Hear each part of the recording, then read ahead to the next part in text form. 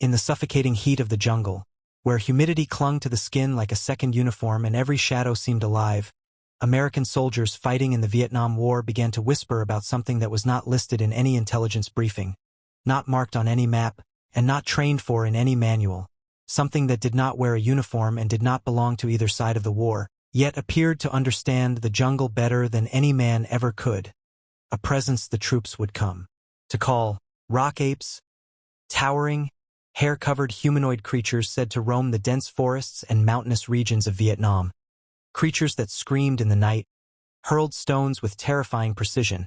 and on some occasions were reportedly seen attacking enemy positions deep in the jungle,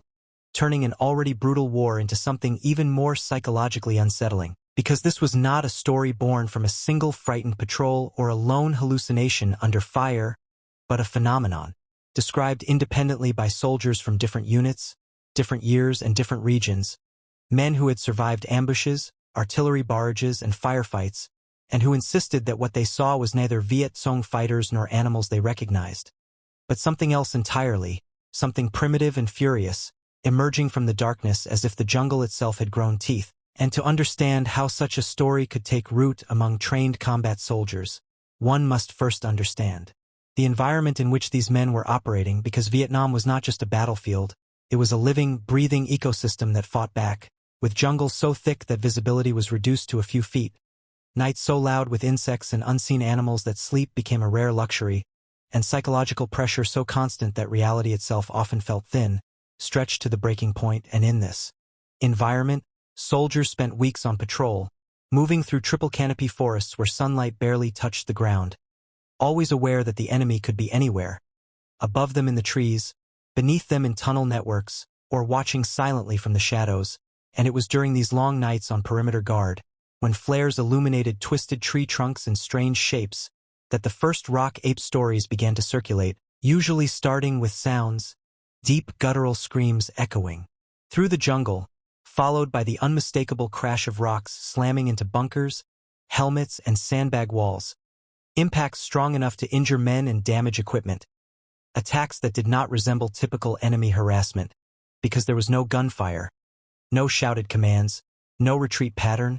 only chaos and aggression, and soldiers would return fire blindly into the treeline, only for the screams to retreat deeper into the forest, leaving behind confusion, fear, and unanswered questions. And over time, these encounters grew more detailed, with descriptions of large bipedal figures moving upright through the trees, standing taller than any man, covered in dark or reddish hair, with broad shoulders, long arms, and faces that were described as more human than animal yet undeniably savage. Eyes reflecting light during night encounters, watching silently before erupting into violent displays, and some soldiers claimed these creatures displayed intelligence, coordinating movements, testing defenses, and even retreating strategically when met with heavy resistance, which only deepened the unease, because intelligence implied awareness, and awareness implied intent, and intent raised a terrifying question in a war already defined by unseen threats. What if there was something else in the jungle that was not part of the conflict, yet willing to fight anyway? And as the war dragged on, the Rock Ape stories followed the troops, spreading from base to base, from the central highlands to the coastal regions, with veterans later reporting that Vietnamese locals were not surprised by these accounts, instead referring to ancient legends of wild forest people, known in folklore as Nuoi Rung, being said to live deep in the mountains, avoid villages, and react violently when their territory was disturbed. And while such legends were dismissed by military command as superstition, they provided cultural context that made the soldiers' experiences harder to ignore, because folklore does not emerge in a vacuum. It is often shaped by generations of observation, and yet despite these persistent stories, there was no official investigation, no scientific expedition, no formal acknowledgement, because the war itself consumed all attention, resources, and documentation, and anything that did not directly affect strategy or outcomes was relegated to rumor. And so rock apes existed in a strange liminal space, talked about openly among troops but never written into reports, partly because soldiers feared ridicule, partly because there was no category in which to file such encounters, and partly because in Vietnam, reality was already so surreal that adding monsters to the narrative felt almost redundant. And yet some accounts went further, describing incidents where soldiers observed enemy positions in chaos, hearing screams and gunfire erupt from Viet Cong-held areas without any American contact, later discovering damaged fortifications, scattered equipment, and signs of violent struggle inconsistent with conventional combat, leading some to speculate that rock apes, territorial and aggressive, may have attacked intruders regardless of uniform, turning enemy camps into unintended victims of something far older than the war itself, something that did not care about ideology, only about intrusion. And while skeptics argue that these stories can be explained through misidentified wildlife such as macaques or langurs behaving aggressively, or bears startled by explosions, or even psychological stress causing shared hallucinations, these explanations struggle to account for the consistency of the descriptions, the reported size and strength of the creatures, and the precision with which rocks were thrown, because anyone who has been under fire knows the difference between random debris and targeted projectiles, and soldiers insisted that these attacks felt deliberate, aimed, almost mocking, as if whatever was out there understood the vulnerability of men hiding behind sandbags. And it is important to remember that these were not inexperienced recruits spinning ghost stories around a campfire, but combat veterans trained to identify threats, men who had learned to distinguish enemy movement from jungle noise, whose survival depended on accurate perception. And while fear can distort reality, it does not easily fabricate complex, shared experiences across time and geography. And so the rock apes became part of the psychological landscape of the war,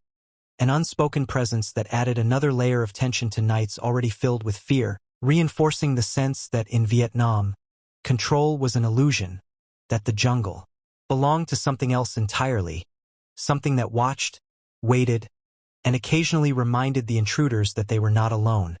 And as the war eventually ended and soldiers returned home, the stories did not disappear. Instead, they followed the veterans into civilian life, resurfacing in interviews, memoirs, and late-night conversations, often shared hesitantly, prefaced with disclaimers, yet told with conviction, because whether rock apes were unknown primates, manifestations of stress, or something else entirely, they represented a truth about the Vietnam War that official histories rarely capture. The war was not just fought against an enemy, but against an environment that stripped away certainty, blurred the line between reality and imagination, and left men questioning not only what they had seen, but what the world was capable of hiding. And this is where the mystery truly begins, because if even a fraction of these accounts are accurate, then the rock apes of Vietnam are not just a footnote in wartime folklore, but a reminder that even in the age of helicopters, napalm, and satellite intelligence, there were still places on Earth where something unknown could exist, unseen, undocumented, and violently opposed to being discovered. As the war intensified and units rotated through some of the most remote and hostile regions of Southeast Asia, reports of rock apes did not fade away as one might expect from a simple rumor. Instead, they multiplied, becoming more specific, more detailed, and in some cases more disturbing, particularly when soldiers began to associate these creatures not only with random jungle encounters, but with unexplained violence directed at enemy positions. Because among the strangest and most unsettling stories shared by veterans of the Vietnam War were accounts in which American troops, stationed miles away from any planned operation, would suddenly hear sustained gunfire, explosions, and screaming erupting from areas known to be controlled by the Viet Cong, only for the chaos to die down without any recorded engagement. No radio chatter requesting support, no flare signals, and no follow-up intelligence reports explaining what had occurred. And when patrols later moved through these areas, they claimed to find signs of violent disruption that did not match standard combat patterns, including bunkers torn apart, equipment scattered rather than looted,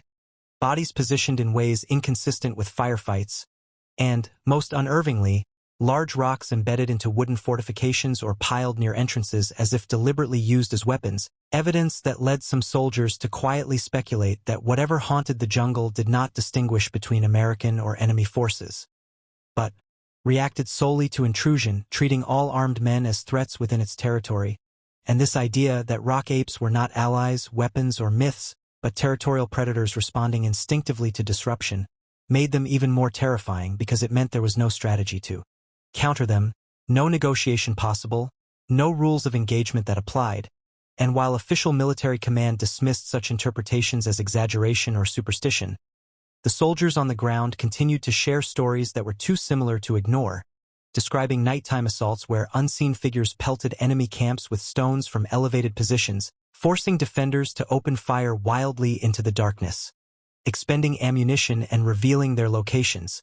a phenomenon that some veterans later suggested may have indirectly aided American forces by weakening enemy morale or exposing hidden positions, though no one ever dared to officially claim such an advantage, because doing so would have required acknowledging the existence of something that did not fit into the framework of modern warfare, and yet the psychological impact was undeniable, because war is fought as much in the mind as it is on the battlefield,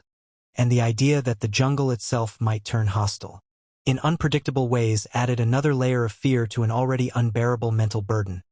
particularly for soldiers tasked with night patrols, ambush positions, and listening posts, men who sat for hours in near-total darkness, listening to the jungle breathe around them, trying to distinguish between harmless animal movement and enemy infiltration, only to be confronted with screams that sounded neither fully human nor animal,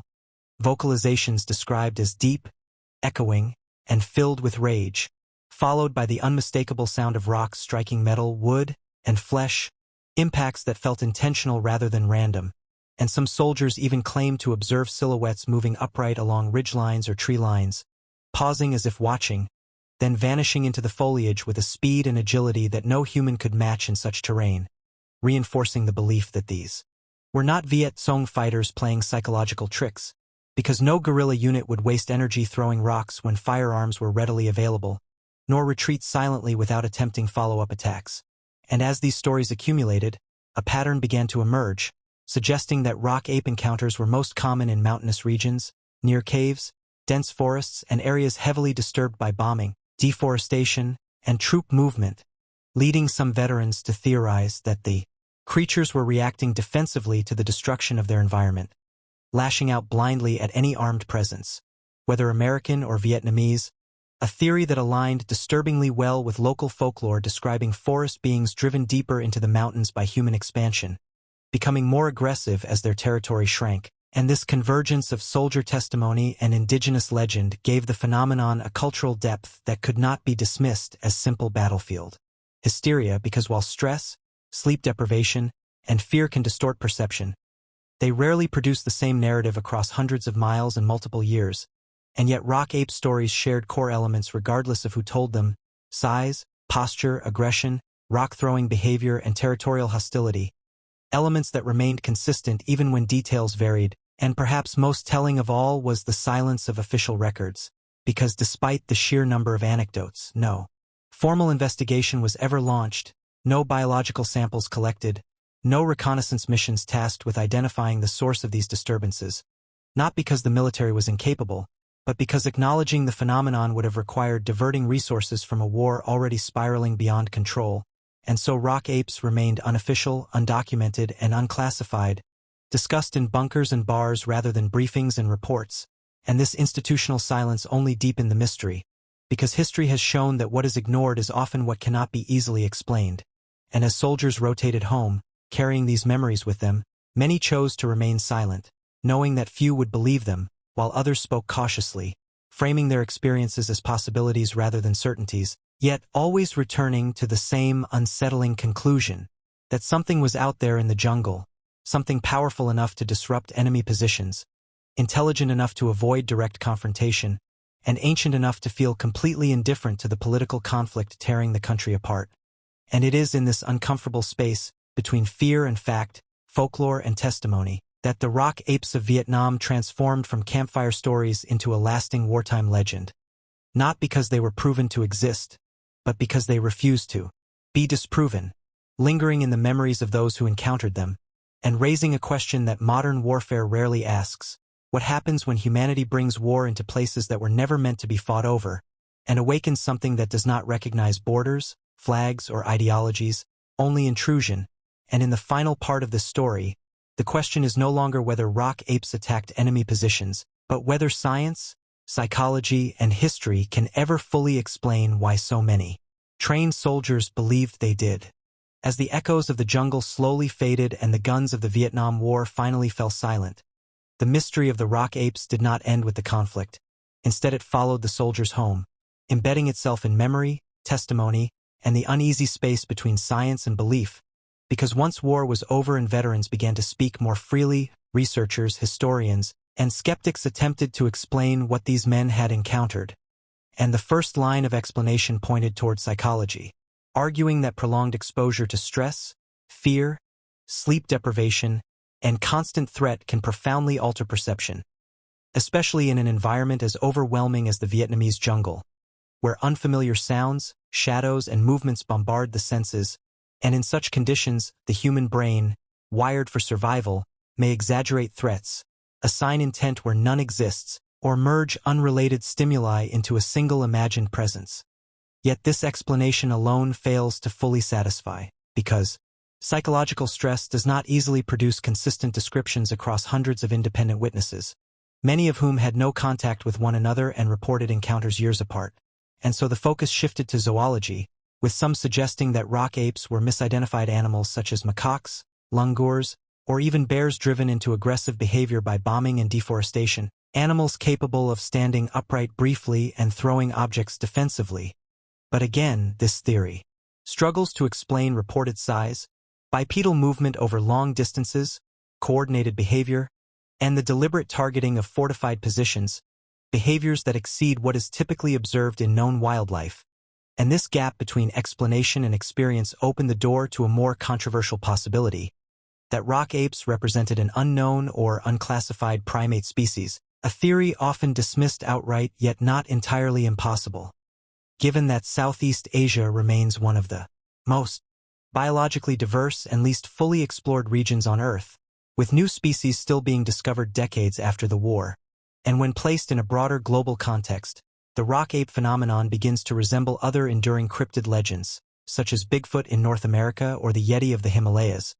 beings described across cultures as large, humanoid, hair-covered, intelligent, and fiercely territorial, often sighted in remote regions where human intrusion is recent or disruptive. And, while science has yet to confirm the existence of any such creatures, the persistence of these legends across continents suggests a shared human experience, encounters with something unfamiliar at the edge of exploration,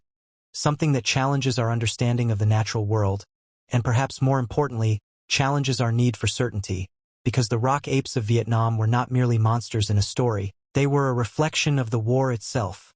a conflict that blurred moral lines, distorted reality, and forced men into an environment where control was an illusion and survival depended on instincts as much as training. And in that sense, rock apes became a symbol, whether real or imagined, of the jungle's resistance to occupation, a reminder that modern warfare, with all its technology and firepower, was still vulnerable to forces it could not see, classify, or dominate, and this may explain why the military never pursued the mystery officially. Because to acknowledge the rock apes would have been to admit that there were aspects of the battlefield beyond human authority, beyond maps and reports, beyond command, and so the phenomenon was quietly left behind, uninvestigated and unresolved, preserved only in the memories of those who experienced it, memories that grow no less vivid with time, and today, decades later, the question remains unanswered: were rock apes a product of fear, folklore, and environmental chaos, or were they something real, something briefly revealed when war pushed humanity deep into places it was never meant to conquer? And perhaps the most unsettling possibility is not that such creatures existed, but that they may still exist, hidden in remote regions of the world, unseen not because they are impossible, but because they do not wish to be found, watching silently as humans repeat the same cycle of intrusion and destruction, waiting, as they always have, until the noise returns to their forests. And when that happens, the legend of the rock apes reminds us of a final, chilling truth, that even in the modern age, there are still mysteries powerful enough to survive war, history, and time itself.